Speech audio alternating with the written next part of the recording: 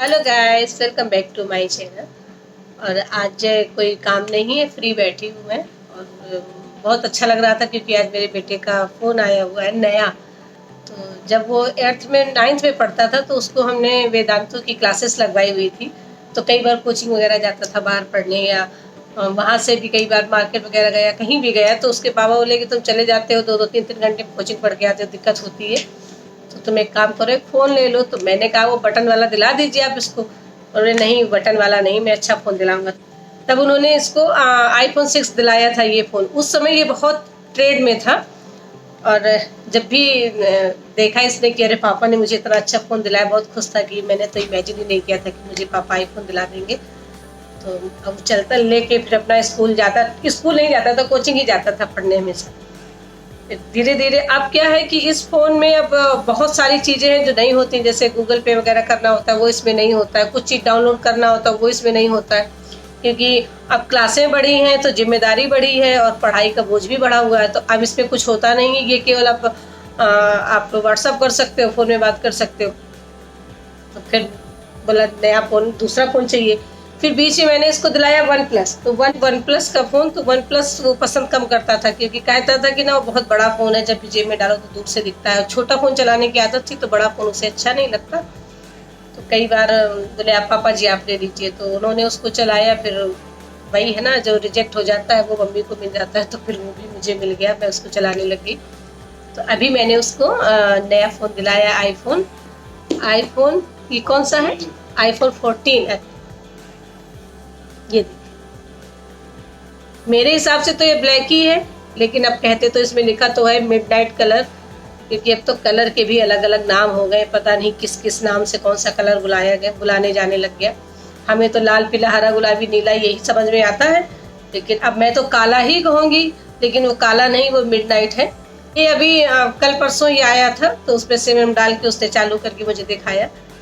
क्योंकि अब ऐसा तो हो नहीं सकता ना कि अभी लेके आए हैं तो इसको 2 दिन तक हम रखे रहें। जब कोई चीज़ नहीं आती है तो लगता है कि नहीं, हम इसको देखें, इसको खुल के देखें। तो फिर जब ये पुराना हो गया तो फिर इसको ये दिलाया गया। और छोटा है, मुझे ये बहुत अच्छा लगता है क्योंकि बहुत से एंड्रॉयड फ़ोन बहुत बड़े बड़े आते हैं, वो ठीक नहीं रहते। और अच्छी बात तो ये थी कि इसके पास आईपैड भी था। पर समाज का मानना होता है कि अगर आप अपने बच्चे को बहुत अच्छा कपड़ा पहनाते हो, आप अपने बच्चों को बहुत अच्छे अच्छे फ़ोन दे देते हो, तो बच्चे बिगड़ जाते हैं। पर मैं ये संदेश देना चाहूँगी कि अच्छे कपड़े पहनने से और कहीं आने जाने से, घूमने फिरने से या अच्छे फ़ोन रखने से बच्चे नहीं बिगड़ते हैं। बच्चे जब बिगड़ते हैं जब आपकी नज़र बच्चों में कमज़ोर हो जाती है, जब आपका बिलीव आपके बच्चों से कमज़ोर हो जाता है। आपको आपके बच्चे आपसे चीज़ें छुपाते हैं और उस बारे में वो आपको खुद ना बता के आपको बाहर से पता चलती हैं, उस समय पे आपके बच्चे बिगड़ते हैं।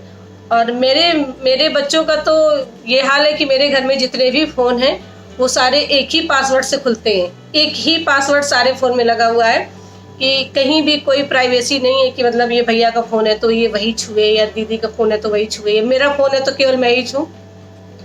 कभी भी किसी का भी फ़ोन कोई इस्तेमाल कर सकता है, कभी भी किसी के भी फ़ोन से कोई कुछ भी काम कर सकता है। अब जैसे इसका भी पासवर्ड वही है 14, खुल गया। और इस फ़ोन का भी पासवर्ड वही है, खुल गया। और आईपैड का पासवर्ड भी सेम है इसका।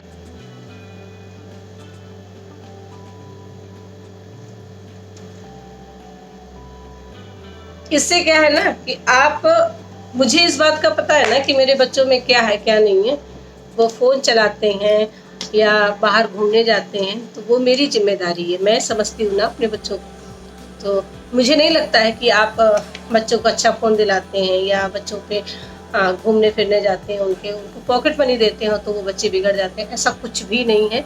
बच्चों की नज़र ही माता पिता पे होनी चाहिए, माँ बाप की नज़र बच्चों पे होनी चाहिए। दोनों की एक दूसरे पे से बहुत गहरा कांटेक्ट होना चाहिए कि कम से कम अब वो कोई भी बात हो, अगर उन्हें कोई दिक्कत बाहर आती है तो उन्हें ये लगना चाहिए कि नहीं, अगर ये परेशानी आई है तो इस परेशानी का सलूशन केवल और केवल मम्मी पापा के पास है। और वो आपसे वो चीज़ बताते हैं कि आज मेरे साथ ऐसा हुआ, आज ये परेशानी हुई। तो 100% आप समझ लीजिए कि आप अपने बच्चों की परवरिश करने में परफेक्ट हैं और अगर आपके बच्चे अपनी समस्याएं, अपनी दिक्कतें, अपनी बातें अपने दोस्तों से शेयर करते हैं और आपको पता नहीं चलता, कई टाइम बाद आपको पता चलता है, तो अपने आप को जज करिए कि गलतियां आप में हैं, इस वजह से बच्चे आपके ऐसे हैं।